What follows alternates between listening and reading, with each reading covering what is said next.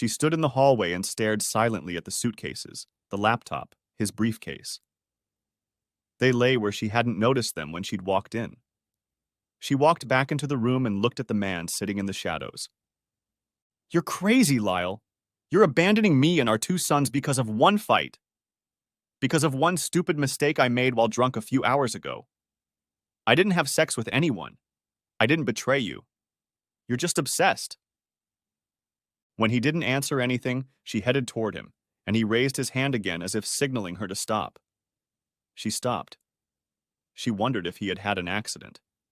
This man was not her husband, was not someone she had lived with for 8 years. No one could change so drastically in a few hours. He'd never been like this before, never. And the worst part was, there was nothing to explain it. Nothing much had happened at the party. She stepped back but didn't sit down. "Can you tell me why? Can't you at least do that?" I had a moment of clarity. She heard the words, but couldn't put them into any kind of logic. A moment of clarity? Why are you doing this, Lyle? I know you think you're smarter than me, everyone in my family, everyone around you. But why can't you not rub our noses in the fact that we're idiots compared to you? Say it in words I can understand. The figure shrouded in shadow shifted her posture, tilted her head forward slightly, and seemed to rest it on her clenched fists. "I'm sorry, Diana. I really am. I didn't mean to do it that way. It's just what English literature professors think and say. It's really not that hard to explain. We, all of us, go around and around, never really understanding what the point of all our lives is.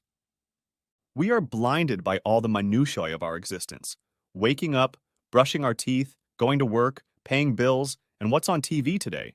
And the kids have colds, and we wonder if we're getting fat, and if our husbands or wives are looking at other people. We never step back and look at our lives. Except once in a while." He paused and she fell silent, hoping he would continue. "I had a moment of clarity tonight." "You keep saying that, but what does it mean? What did you see?" Even though she couldn't see his face clearly, she knew he had focused his gaze on her face. She could feel the power of his gaze on her skin. "I saw our lives, Diana. I've seen who we are, who we were, and who we've become. It has nothing to do, or very little to do, with what happened at the party. You're right. Leaving because of one fight, one mistake, one incident would be crazy. But that's not why I'm leaving. I'm leaving because I've realized that our marriage was a mistake, that I love you, but you don't love me, that I've never satisfied and probably never will satisfy you sexually the way you need me to, that deep down you're a good woman and will never leave me because you keep your promises, and that we're too young to ruin each other's lives for the next 40 or 50 years. That's why I'm leaving when we're done talking." Next chapter. About 3 hours earlier. I pulled into my driveway at 9:30 p.m. My cell phone was silent. It had been silent since I left the Rivers Trailer Park south of Palatka at 8 p.m., leaving my wife and about 75 of her close and distant family and friends to drink and dance at the monthly party that had been a tradition for most of our 8 years of marriage.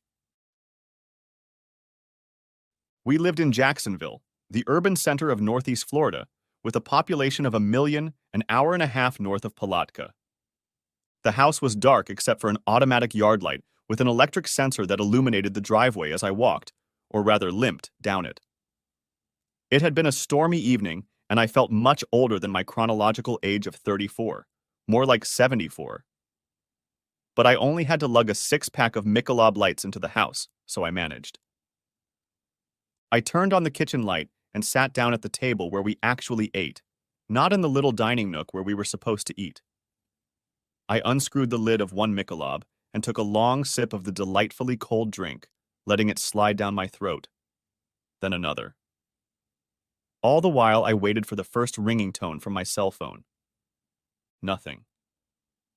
I looked at the pictures 5-year-old Billy had drawn at school with a crayon magnetized to the refrigerator door and the picture of 7-year-old David catching his first pass in a Pop Warner Pee Wee football game. My throat caught, and I consciously fought to keep from bursting into tears as I looked at David's dark-haired young body, captured in the moment of his first athletic triumph. He looked like his mother, with her dark hair and slender figure. Both boys had their mother's dark hair, not sandy blonde, and both boys had their mother's light brown eyes, not ice blue. I fought the lump in my throat. They and their mother were my world. Until a few hours ago, I was going to lose them all, and it was like standing on the railroad tracks in the dark of night, watching for an oncoming train and being frozen to the tracks. I took another sip and leaned my head against the dark grained wood of the table for a moment. I finished the bottle and forced myself to get up from the table. Sooner or later the phone would ring, and then the front door would open. But until that happened, I had things to do. I went up to the second floor, to the bedroom that Diane and I had shared for 5 years, ever since we'd moved to this rather expensive neighborhood in Mandarin. We moved there because the schools there weren't bad. I taught an introductory English literature course at Jacksonville University, a small private liberal arts college across town. But I liked the Mandarin neighborhood better than the area around the university, so I resigned myself to the hour-long daily commute. I opened the closet door and discovered in the depths 2 suitcases that Diane and I had used for our last cruise 2 years ago to the Bahamas. I then began opening the drawers and pulling out as much underwear as I could find. I pulled out a week's worth of pants, shirts, and jackets. I didn't forget to put in a razor, toothbrush, toothpaste, a few medications, everything I needed for a trip away from home. I leaned over the dresser and felt the urge to vomit. I fought it down. Only there was no way this trip was going to end. It was an exile from everything I loved or had loved, and I was never going back. If I let myself think about it too much, I knew I would freeze. So I very methodically started packing the things I needed to start my life over as a single man after 8 years of marriage. I found my laptop and my briefcase with the papers I needed for college. I moved everything into the hallway that led to the dining room to the left of the front door. They wouldn't be seen by anyone entering the house unless they went into the dining room. When I'd gathered what I could, I grabbed a carton of Michelob with 5 bottles of beer left in it and went into the dining room. The front door opened into a hallway that led to the right, and then into the den room. I sat down in an upholstered chair at the far end of the room and set the Michelob on the glass coffee table in front of me. There was a floor lamp behind the upholstered chair, and I turned it off. There was a light on in the hallway that could have been turned on by anyone entering. I stood on the chair and loosened the light bulb in the center of the den so it wouldn't come on when you hit the switch at the entrance to the den. With everything I needed ready, I reclined in the padded chair in the darkness of what was my home, opened a second Michelob, and began to sip cautiously. Around 11 p.m., the cell phone rang for the first time. The Nokia screen lit up in the darkness, and I recognized Diane's phone number. I didn't bother to answer it. About 3 minutes later, it beeped that there was a message waiting for me. I didn't answer it. 5 minutes after that, it rang again, and then another 3 minutes later, and another 5 minutes later, and another 10 minutes later, and another 5 minutes later. Diane rang, and her father Richard, and older brother Dave, and younger sister Kelly, and then Diane again. If there were any humor left in the world, I would find the parade of phone numbers funny. But the funny had died hours ago, and I didn't think I'd find anything funny for a long time, if ever. The house phone rang, then the cell phone, then the house phone. I had just finished my second Michelob and was starting on my third. Time crawled by and, like a traitor, refused to run backwards, to let the day that had ruined my life unwind and give me a second chance. But even as I expressed this common human desire, I realized that what had happened had been brewing for more than 1 day, and I would have to rewind time back at least 8 years to undo the consequences, and that wasn't going to happen. Next chapter. November turned out to be chilly, but not bad. Usually this time of year, the RV parking lot and cabins at Lake Como south of Palatka were nearly deserted. So for Richard Carter, his family and friends, it was a great place to hold their monthly dance party in a quiet place where no one would complain about noise or call the police and people could relax. Carter and his wife Ricky raised 9 boys and girls, 8 of whom are still alive, and when all the kids got together with other family members, uncles, aunts, and friends, there was usually a crowd of 100 or more adults. Richard and Ricky built a pavement and asphalt company that made them millionaires by the time they were 60, and they enjoyed hosting Saturday monthly parties.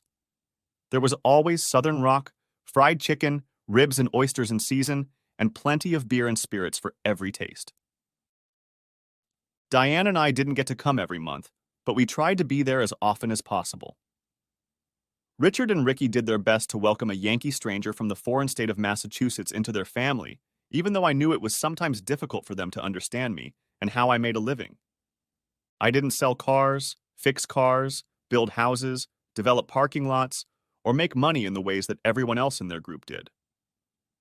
I stood in front of bored young men and women and talked about poetry, novels, essays, and other things that most members of the Carter clan understood little and cared even less about. The drinking usually began around noon.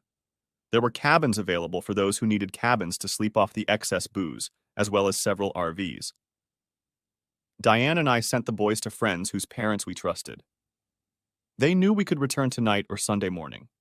We watched their kids when they needed us.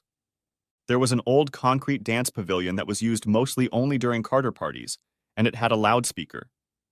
We ate and drank a little while people came in and started drinking. By 5 p.m., dusk had fallen. The music got louder and the drinking got more intense. Diane would walk around and talk to people, and I would stand at one of the tables, still piled high with food, and eat grapes. Sometimes I would just watch her for hours at these parties, because dancing and drinking were not my thing. Just looking at her and marveling that a stranger could come along and steal her away from the hordes of Southern suitors who wanted that body and face in their dreams. As usual, drinking, dancing, seductive women and men were not the most peaceful combination. One of Kelly's sisters' old man dragged her to dance to a particularly winding tune and began entertaining her in front of everyone until her husband Billy jumped out and brought him down with a thunderous right-hand punch. Eventually, everyone calmed down, the beer flowed, and not a few minutes later the two men shook hands. The old beau got a kiss from his former lover, and Billy and Kelly went off to find a dark place to do the dirty deed they usually did at every party. The pavilion was getting crowded. Even Richard and Ricky were moving to the beat of Southern rock when I noticed that I had lost sight of Diana. When I spotted her, my stomach clenched. She was slow dancing with a tall, dark-haired man in a calico shirt and jeans. She was sprawled in his arms. Bobby Trescott was one of the men who had pursued her before I showed up at the insurance company where she was working on transferring my auto insurance to her company.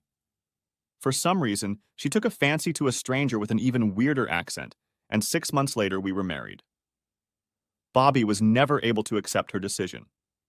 He still called and visited occasionally, and Diane insisted on seeing him as a friend, not an ex-boyfriend. At these parties, he always danced inappropriately close, touched things he shouldn't have touched, and usually made some clever remark to and about me, much to the amusement of many.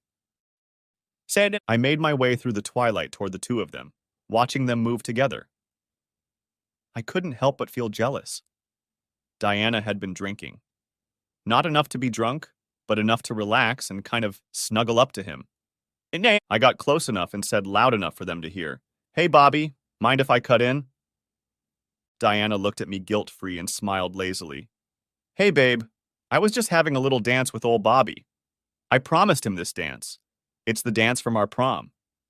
You don't mind if I finish it with him, do you?" Bobby smirked, and so I could see it as he touched her. Because of the semi-darkness, only the three of us could see what he was doing. Diane threw him a funny look and then looked at me. I tried to read her facial expression. Was she angry at him for what he was doing, or at me for letting him do it? I tried to remain calm, but it was slipping away from me. "Bobby, get your goddamn hand off my wife." His smile grew even wider. "Or what, Lyle?" Jesus Christ, what kind of a man's name is Lyle? Does that sound like a little girl's name? "Hey, Lyle, that's gay," I stammered. I hadn't been in a scuffle in 20 years. "I don't care what you think of my name. Get your hands off my wife." Diane took her hand and pushed his arm so that he let go of it. "Okay, Bobby, chill out. Why are you always acting like a jerk around Lyle? He's my husband. He's not a jerk like you. You're always trying to get him into fights because you know you're going to kick his ass. That's not fair. And Lyle, I'm not a little girl.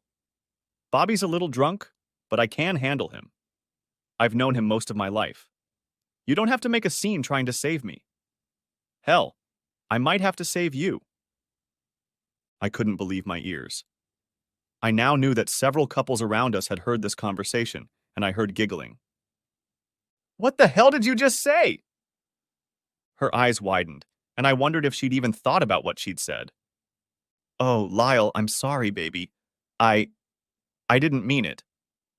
How the hell could you mean it? Bobby nudged her in the side. She meant that if you stick your nose in my face, I'll kick your ass and smash your face in, you damned pencil-necked weirdo. The only reason I didn't do it sooner is because she keeps begging me not to hurt you. What kind of goddamn man hides behind his wife's skirts? I couldn't help myself. The one who can count to 10 without using his fingers, you redneck asshole. The one who came and took your girl away from you without bothering. The one who made 2 kids with her. I'm not even sure you can do that. I saw the swing coming even as I felt people coming up behind us. I moved to get out of the way when my foot slipped on what was probably someone's spilled drink. I fell on my ass and hit my head on the concrete pad. Diane's brother Dave and his friend walked over to Bobby and grabbed him by both arms. I hit hard, and it knocked the spirit out of me. For a moment, I was stunned. Bobby didn't try to shake off the guys holding his arms, probably feeling that he had gotten the better of them. Richard Carter came up behind us and said in a hard voice, "Okay, Bobby, that's enough. We let you come to these parties because you're an old friend of ours, but you've crossed the line. Get out of here." I looked up at Bobby's smirking face and looked around at the faces around me. I saw smiles or desperate attempts not to smile. And then I looked at my beloved wife's serious face and realized she was another one struggling with this. She thought it was funny, and when I looked at her, she deliberately turned her face away, toward her father. "Daddy, no. Bobby just had a drink.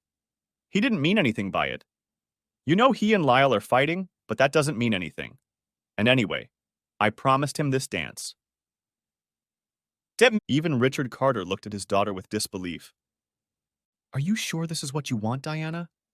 After what Bobby said about your husband?" She looked back at me, not smiling. "Lyle's a grown man, Dad. If he gets upset about something Bobby does, he knows what he can do about it. Right, kiddo?" I tucked my arms under me and rose to my feet.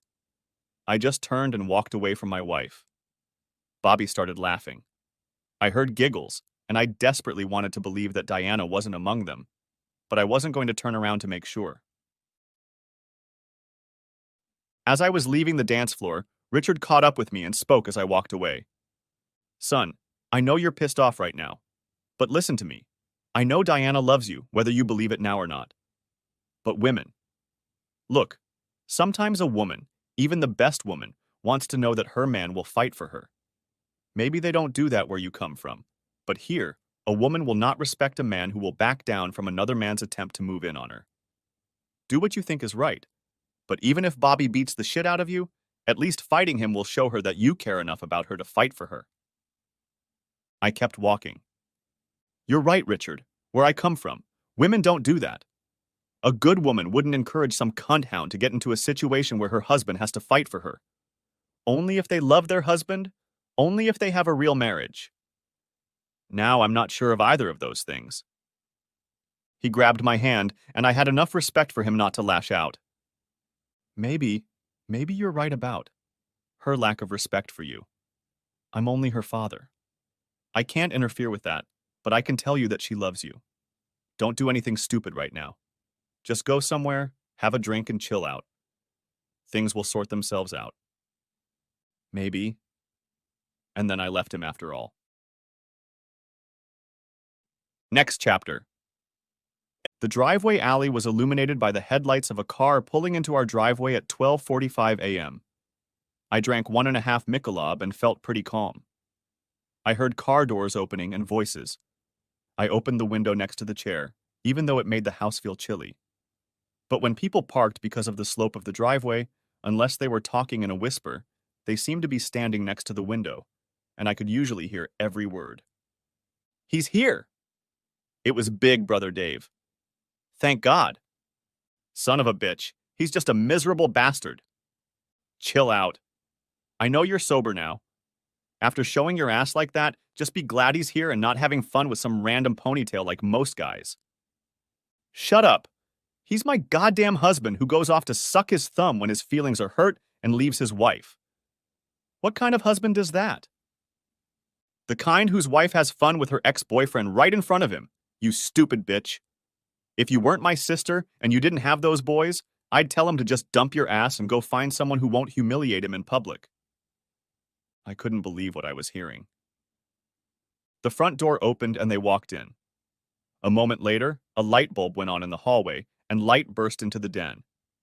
But it only penetrated the center of the room. I sat in the dark. Dave entered the den first, Diana following on his heels. He looked around and saw my figure sitting in the shadows in a padded chair. He stared at me for a moment, then said, "Hi, Lyle." "Hi, Dave."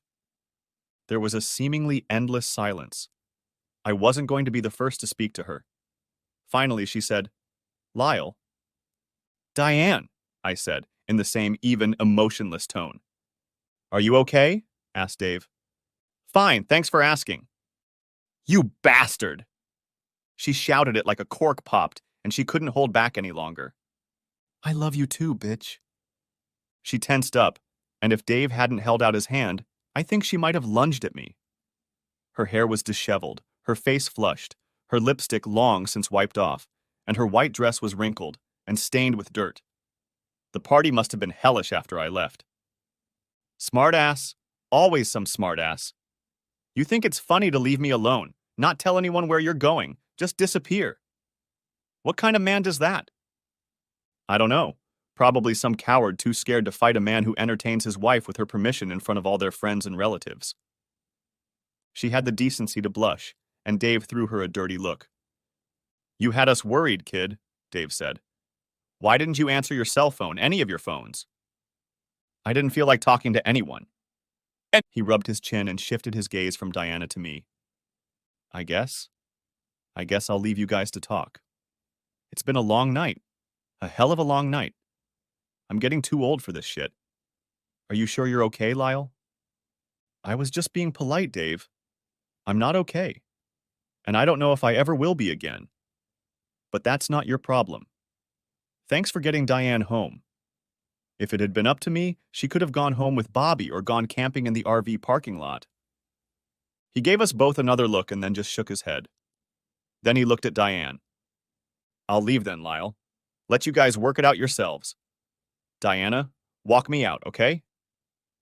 "Sad." I realized from their voices that they were standing outside his Chevy Tahoe. Damn him, Dave. What an asshole he is. Any other guy would have thrown himself at Bobby or gotten drunk or done something human. And he goes off and sulks at home. He doesn't... I'd kick Bobby's ass, just like Tommy and most of the guys we know. Lyle's not like that. He's not a fighter. You knew that when you decided to go after him. You remember. I remember very well. You said he's not the kind of guy who comes home with fat under his fingers, gives you 6 or 7 kids, gets drunk every weekend, and screws you over when you put on a couple pounds. You said, and I quote, "He's a man who will get his way. He will provide for me and our children, be faithful to me, and provide a good life for us. He's a good man." You wanted something better and you got it, and now you're nervous and dancing. I used to be proud of you, Diane, but now I wonder if you're just another slut who's going to get divorced 4 or 5 times, drag home new boyfriends every few weeks, and make mom and dad cry when they think about the mess you've made of your life. Oh, Dave, grow up. I'm not stupid. I've been a mess. I played with Bobby because it felt good to feel young again for one night. My husband should have grabbed me and made me behave, but I forgot who I was married to. He's angry now, but it will pass. It was one night and one fight.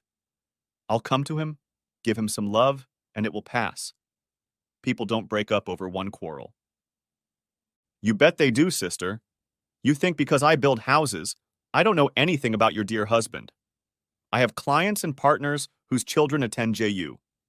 They talk about Lyle. He's young, he has hair, he's smart, and many female students think he's cute. There were times when an A or even a C would get him blown off.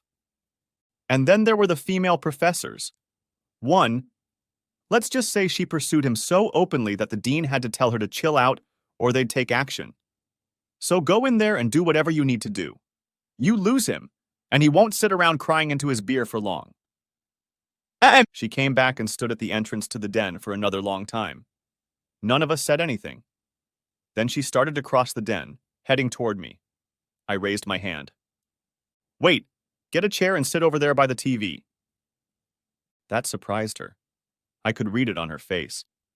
She was expecting me to come over now, to lead her to the bedroom. But it didn't happen. She took a deep breath. I know. Lyle, I know I acted like complete shit in there today. You don't need to read me the riot act.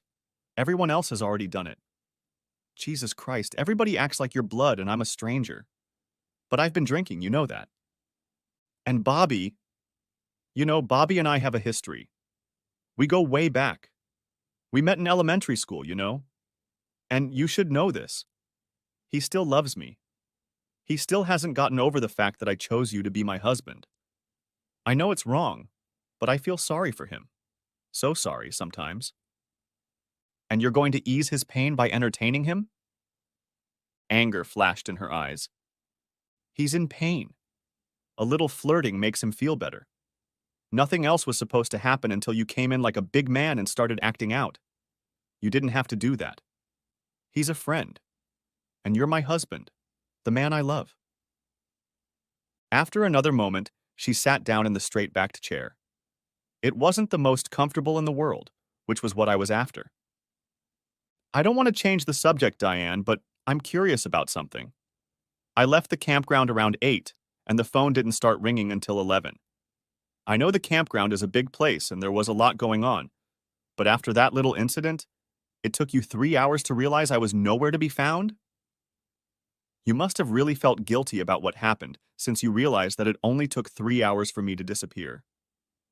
I think if we hadn't had that little party, you wouldn't have realized I was missing until the next morning. That speaks volumes about how important I am in your life. Anger flashed in her eyes, and she was about to say something when she suddenly came to her senses and stopped. My God, Lyle, you don't know, do you? Know what? All hell broke loose after you left. I forgot about you. Everyone forgot for a while. But that doesn't mean I don't care about you. It's just... Enough. What happened? After, Bobby and I did a little dance. I know I shouldn't have done it, but I was so damn mad at you. I know you don't fight. But, God, it sounds like I'm 13 years old. But I was hurt that at least you didn't take a swing at Bobby. If he had taken a swing at you, I would have been there for you, loving and comforting you. I wanted that. You're my husband, but you left. So yes, I was furious. I danced with him. And you know Bobby, he was drunk. So after a few minutes he went to pee. Knowing Bobby, I figured he would either go to the lake or behind one of the cabins. I talked to a few people and thought nothing more of Bobby for a while. After about half an hour, I started wondering where he had gone. I wasn't worried about you because you're usually gone, and we don't meet until closer to evening. Then I heard a scream and everyone started running towards the lake. People crowded around a man lying on the ground. I tried to get closer, and then I realized it was Bobby.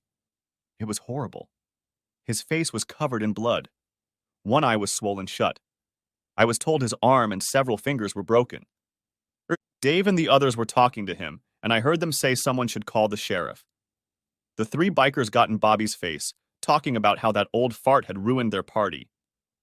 When they started to argue, all 3 jumped on Bobby. He said some of them would be limping and sore for a while, but there were too many of them. That's when things went downhill. We called a rescue for Bobby, and the sheriff's office sent 3 cars, and they were checking the park to see if any bikers or anyone else was still there. And then after a while, they started checking to make sure everyone was in place. I took in what she was telling me, and the obvious question came to mind. And yet it took you 3 hours in total, and sometime after you knew there were some naughty bikers roaming the park to wonder where your beloved husband had gone. I repeat. I must really rank high on your list of important people. She bit her lip and didn't look at me. It hit me. You weren't at the park, were you? You wanted to go with Bobby to the hospital. You had to hold his hand, didn't you? She finally looked at me. He was pretty beat up, Lyle. He was in pain, and he asked me if I would go with him. I couldn't say, no, you couldn't. There seems to be a pattern of behavior developing. You just can't say no to Bobby. Don't do that, Lyle. It was a decent human thing to do. If you weren't so angry with me, you'd know that. Of course he was an old friend. An old friend you were having fun with before I came along. You must have been there for him in his time of need. You entertained him back then, didn't you? She looked at the floor, shook her head, and then met my eyes again. Yes, Lyle, you knew about it. We were serious back then, and I wasn't a little girl. We were having fun. Does that make you feel better? And before you ask, he was good. Very good. Does that make me a slut? What about you? Should I be jealous of every woman you've been with before me? No. That was then. This is now. Yes. He asked me to go with him, and I did. I held his hand, the one that didn't have broken fingers on it. We had an ER technician with us, and there were people around us every second while we were in the ER in Palatka getting him patched up. Nothing happened, Lyle, and even if we had been alone, mocking me would have been the last thing on his mind. You have nothing to be jealous of. Did I say I was jealous? You don't need to be. I can see it in your face every time he's around me. I guess I can't blame you. If you were always with another woman that I knew you were with, it would eat me up. Do you ever think about me? She lowered her eyes again and didn't look me in the eye. Lyle, you know that's not a fair question. So much has been going on. Bobby was hurt. Everyone was calling everyone else. So the answer is no. When and who finally started taking an interest in me? She continued to stare at the floor. Bobby was treated, and his brother came to take him home. I went back to the campground with Kelly and Billy. When I got there, Dad came up to me and asked if I'd seen you since. That's wonderful, Diane. Your father thinks enough of me to remember I'm missing before my wife does. She looked up at me, and I could see tears glistening in her eyes. Keep it up, Lyle. I screwed up, and you're going to hurt me as much as you can for what I did. Okay. Now I feel even shittier. I'm sorry. I guess your conscience is tormenting, isn't it? It's hard for me to tell because I didn't touch you. She just looked at me and lowered her gaze to the floor again. For a moment, we were both silent. Well, at least we've cleared that up, dear. She looked at me with a puzzled expression on her face. What? I stayed here because I wanted to be able to talk to you before I left. Leave. Where were you going? You're not still mad at me, are you? I looked at her, dirty, disheveled, with blood on her white dress, and thought that I had never seen anything so beautiful before. And I never would again. I have an errand to run that I've been putting off until I had a chance to talk to you.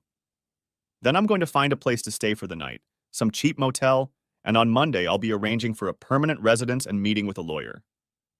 A place? For an overnight stay? With a lawyer? Lyle, are you out of your mind? What are you talking about? Did we just have a fight? Badly, but I love you. People don't break up over one fight. What happened to you, Lyle? We were happy this morning. What could have happened in less than 24 hours to make you want to leave me? I didn't answer her, just pointed down the hallway leading to the kids' bedrooms. Go, I said. She slowly got up and walked to the other room. I knew she would see the suitcases, the laptop, my briefcase. She came back into the room even more slowly, shaking her head like she couldn't believe what she saw. You're out of your mind, Lyle. You're abandoning me and our 2 sons. Because of one fight. Because of one stupid mistake I made when I got drunk a few hours ago. I didn't have sex with anyone. I didn't betray you. You're just obsessed. When I didn't respond, She started to move closer to me, and I raised my hand again to stop her. She backed away, but didn't sit down. Can you tell me why? Can't you at least do that? I had a moment of clarity. I could see she had no idea what I was talking about. A moment of clarity? Why are you doing this, Kyle? I know you think you're smarter than me, everyone in my family, everyone around you. But why can't you not rub our noses in the fact that we're idiots compared to you? Say it in words I can understand. She was right. I had taken my intellectual superiority over Diana and her family for granted too much. I didn't realize what an asshole I was just because I worked with my head instead of my hands and surpassed everyone in Diana's family in my education. I'm sorry, Diana. I really am. I didn't mean to do it that way.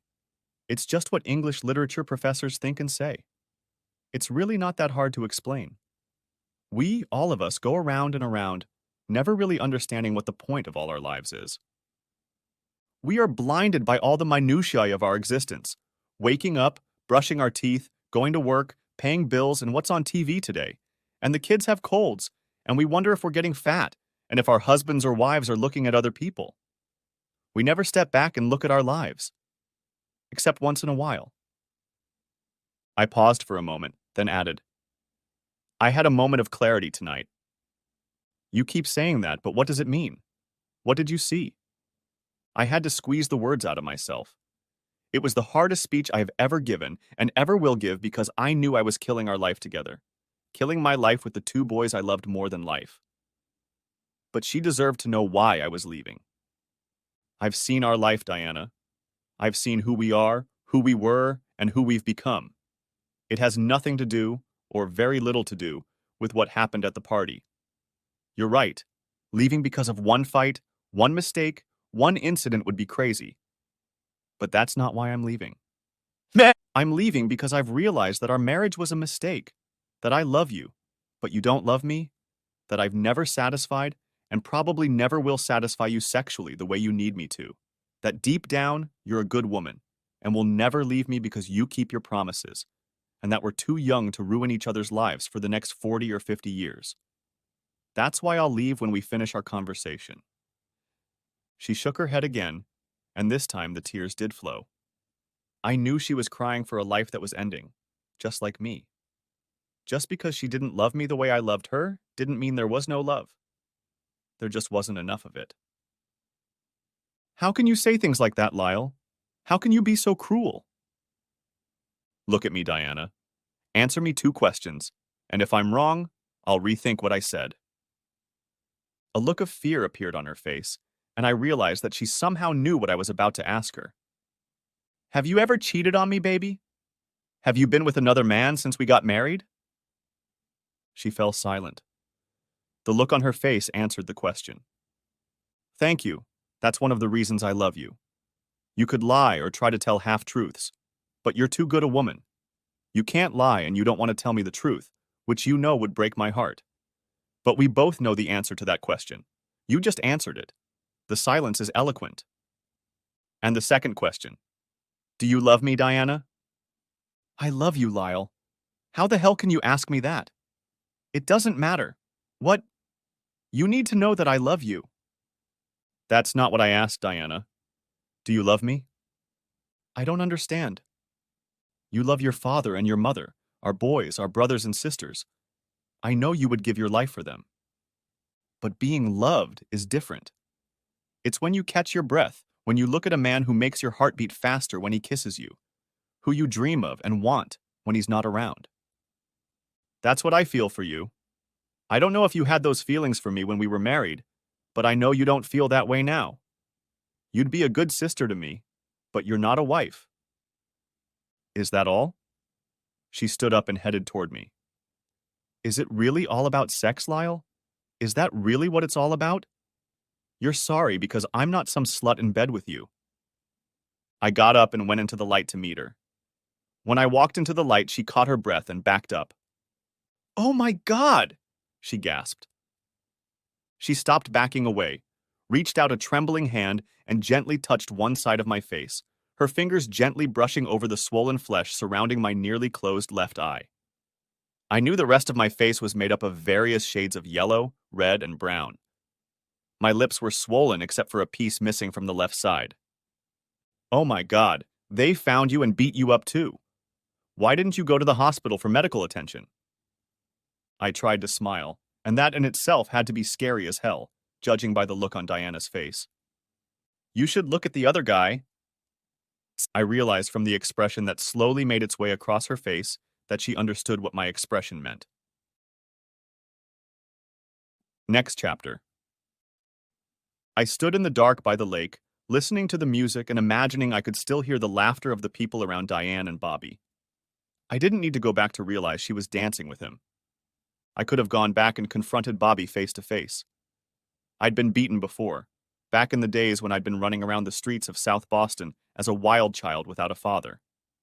I'd been beaten a lot when I was a lowly shrimp trying to stick around teenagers, until my mother finally wised up and moved us to a small town south of Boston, away from the gangs. I didn't mind a beating if it came to that, and it probably would have come to that, because I didn't kid myself that I could beat him in a fair fight. He was bigger, stronger, and undoubtedly tougher than a guy who makes a living standing in a classroom and gagging. But it was the look in her eyes when she dared to make me do something about Bobby's insults, the way she let him put his arms around her and stroke her, the way his hands roamed lightly and familiarly over her. I guess I'd always known it, but now I couldn't bring myself to ignore the truth that he was entertaining her. Somewhere, another man was occupying the center of my life, and she was sharing things with him that she would never have shared with me. How can you live when everything is built on lies? Leaning against a tree, I looked up into the overcast night sky and wondered how I could turn a life that had gone off the rails and make it right again. How to forgive a woman who has become everything to you when she gives her body, and perhaps her love to another man. I wondered if they laughed at me when they were together. I heard a body stumbling through the weeds and bouncing off the trees as someone staggered toward the lake. Stopping a dozen feet away from me, facing the dark lake, he didn't even look back at me. Even from the rear, I knew who it was. I punched him. I'll be damned, Lyle. I didn't think you were capable of that, you wimp. Sure, you had to sneak up on me, but at least you had the guts to try to hit me. But now I'm gonna hurt you. Really hurt you, boy. And I'll be right, because I'll tell everyone, including Diana, how you hit me. We fought for a long time, but I still prevailed. I grabbed him and said, I'm going to ask you some questions, Bobby, and you're going to tell me the truth. He finally nodded and then said softly, You're on top, Lyle, so I'll tell you anything you want to know. But there will come a day when I'm on top, and when I do, I think you'll just disappear. No one will ever know what happened to you. Maybe, but right now I want to know how long you entertained Diana. He was silent for a moment. This time or before? I already know you've been entertaining her since we met. That is, since we got married. About 4 years. 4 years. Yes. How did it happen? How often? He smiled gloatingly, but immediately disappeared, and I believed his words. I've been stalking her since the day you married her. I tried everything, showing up at her work, just dropping by the house, playing sad, trying to make her laugh. But she would never cheat on you. It was driving me crazy. One day, about 4 to 4.5 years ago, she came up to me as I was leaving a 7-Eleven store. She wasn't smiling or flirty, but she asked if I wanted to go out for coffee. We didn't do anything that day, or for another 6 months, but she looked after me. Then one day we ended up at my house. That's when it all happened. And it's been like that for the last 4 years. Every 3 or 4 months she comes over, we have fun for a day or two, and then she comes back to your place and it's like it never happened. I tried to make sense of what he was telling me. This wasn't just a one-night stand. It had been 4 years. 4 goddamn years she'd been stabbing me in the back. Enjoying life with a guy who didn't have grease under his fingernails and provided her with a good life, and all she had to do was put up with his boring entertainment. So she stayed with me for the money? Is that it? He groaned softly and then surprised me by laughing. You're a goddamn idiot! You don't get it, do you? What don't I understand? She never needed your money, asshole. I drive a backhoe and make almost as much as you do, if you believe what she once told me in bed. And you know Richard and Ricky set it up so they could split all their money before she died. In a few years, she'll be able to buy and sell you, asshole. You're no goddamn prize in terms of money. Then why? She loves you, you goddamn asshole. Why? I'll never know. She loves me. Is that why she's having fun with you? Jesus Christ. You don't understand shit, do you? She's just bored with you. She wants to have some real fun. You can't give her what I can give her. You're the one who ruined everything. She was gonna marry me, you know? She was. Those two boys of yours would have been mine. She loved me, or she would have. We'd been together since junior high. We were the same people. We would have been happy. And then you show up with your smart mouth and your good looks and talk about things she'd never seen or imagined. And you tricked her into thinking you were the right man for her. I looked at him again. You stupid bastard. I'm the best thing that ever happened to her. You just couldn't handle the fact that I took her away from you. Yeah, I guess you're right, smartass. And look how happy it made her, and everyone else too. She tried to love you and live without fun, tried to stay in a marriage that was killing her. I lost the woman I loved and should have had. I should have been sneaking around with her and seeing her go home with you from those parties. And you poor bastard. With those words, I made sure he could never have fun again. I won't go into detail about what exactly I did, but you can believe me that he is forever deprived of having fun with the opposite sex. Next chapter. She just stared at me. He told me everything, Diana, and I believed him. People don't usually lie when you snap their fingers. Oh my God. 4 years. 4 years. Tears rolled down her face. I couldn't believe that part of me hated her, and a bigger part of me still loved her. No, baby. Maybe a little, but that's not the point. It's hard to explain. It's been like this since the very first time we did it. No other man has ever had this effect on me. It's not that, but it's the closest thing I can explain. And I think maybe if I told you that I bored you to tears. So why didn't you leave me if he was so wonderful? He wasn't. This fun with him was wonderful. I love you. I reached out and touched her face, wiping away a tear. I know you're not in love with me, but I believe you love me and our marriage. But I left the rest unspoken, walked around her and began moving my luggage and laptop into our family Saturn. I was keeping the more spacious Ford Escort for her and the kids. It took me 3 trips, but finally I was done and back in the house. She didn't seem to move from her seat. She reached out her hands to grab me, but they stayed hanging in the air. I don't want this, baby. I don't know how, but there has to be some way to make this right. Not really. Our marriage is over. I want to see the boys and be a part of their lives. But us is gone. Because you hate me. I looked into her sparkling eyes. No, I love you, that's why it's so hard. But you can't breathe life into a corpse. We can go to counseling, see a therapist, anything. We won't go because deep down you don't want to be married to me anymore. I don't think you believe anything can work out between us. How can you say that? Remember I said that silence is eloquent. Sometimes silence says more than words. I know you don't really want to save our marriage because ever since I let you know I was leaving, you still haven't said 2 things that would show me that you still need me. Those are the first things I would have told you, but they never came out of your mouth. We looked at each other, and the question was clear in her eyes. You never said, "Don't go, please don't go." When it finally came to her, she fell to her knees and cradled her face in her hands. She was crying as I walked out the door. The end. Thanks for watching, I hope you enjoyed it, so subscribe to my channel and watch the next video.